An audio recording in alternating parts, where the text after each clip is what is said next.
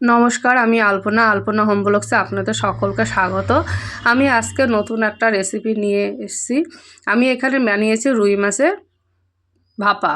তো সবার প্রথমে 4 পিস এখানে রুই মাছ নিয়ে নিয়েছি। রুই মাছটাকে আমি ভালো করে পরিষ্কার করে নিয়ে আমি এখানে একটা বাটির মধ্যে ভিনেগার জল নিয়ে নিয়েছি। এই ভিনেগার জলের মধ্যে আমি 30 মিনিট পর্যন্ত এই মাছটা ভিজিয়ে রেখে দেবো। কারণ আমি রুই মাছের সময় রুই মাছে অনেক আষ্টে গন্ধ বের হয়। শুধু রুই মাছ না, সব মাছেই আষ্টে গন্ধ হয়। এই আষ্টে গন্ধ যাতে না পাওয়া যায় সেই জন্য আমি 30 মিনিট ভিনেগার জলে ডুবিয়ে রেখেছিলাম। আপনারা চাইলে লেবু জলও ভিজিয়ে রাখতে পারেন। যেহেতু আমার লেবু ছিল না সেই জন্য আমি ভিনেগার জলে ডুবিয়ে রেখেছিলাম। পরিষ্কার করে নিয়ে আমি একটা প্রথমে প্লেটে নিয়ে নিলাম। নিয়ে আমি প্লেট থেকে একটা বাটিতে নিয়ে নিলাম। এখানে আমি কিছু মশলা ব্যবহার করব। এখানে হলুদ গুঁড়ো ব্যবহার করেছি। হলুদ গুঁড়ো পরিমাণটা একটু বেশি দিয়েছি, কারণ হলুদ গুঁড়োটা আর পরে দেবো না সেই জন্য। আর দিয়েছি হাফ চামচ লবণ।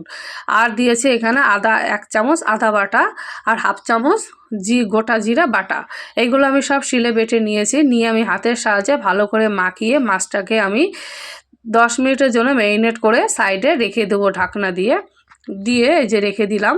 এবার আমি কি করেছি, অন্যদিকে আমি শিলের মধ্যে অফ ক্যামেরায় হাফ চামচ পোস্ত আর হাফ চামচ কালো সর্ষে আর অল্প পরিমাণ লবণ নিয়ে ভালো করে বেটে নিয়েছি।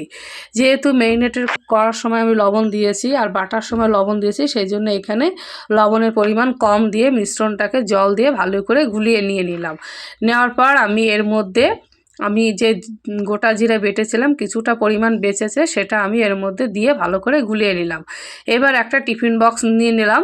টিফিন বক্সের মধ্যে আমার সেই আগে থেকে ম্যারিনেট করে রাখা মাছগুলো আমি একে একে সব পরপর সাজিয়ে আমি সেই মিশ্রণটা এর মধ্যে দিয়ে দিলাম। দিয়ে আমি ঝালের জন্য এখানে 2টো কাঁচা লঙ্কা ব্যবহার করব। আপনারা চাইলে এর থেকে বেশি কাঁচা লঙ্কা ব্যবহার করতে পারেন, অসুবিধা নেই। এই যে আমি 2টো দিয়েছি কাঁচা লঙ্কা। আর দিয়েছি 2 টেবিল চামচ সরিষার তেল। সরিষার তেল দিলে একটা অন্যরকম গন্ধ আসে এবং খুব সুন্দর লাগে, টেস্টের জন্য আমি এখানে দিয়েছি। দিয়ে আমি চামচের সাহায্যে ভালো করে নাড়িয়ে চেড়ে ঢাকনা দিয়ে নিলাম।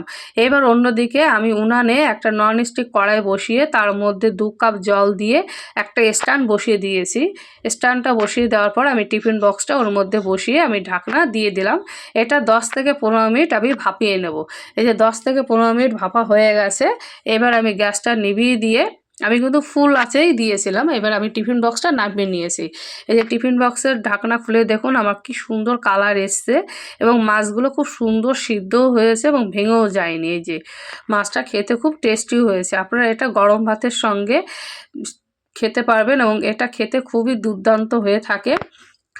যদি আপনাদের কাছে রেসিপিটা ভালো লেগে থাকে অবশ্যই আপনারা সাবস্ক্রাইব করে দিয়ে আমার পাশে থাকবেন, এবং যারা এ যাবৎ পর্যন্ত সাবস্ক্রাইব করেছে তাদেরকে আমার অসংখ্য ধন্যবাদ।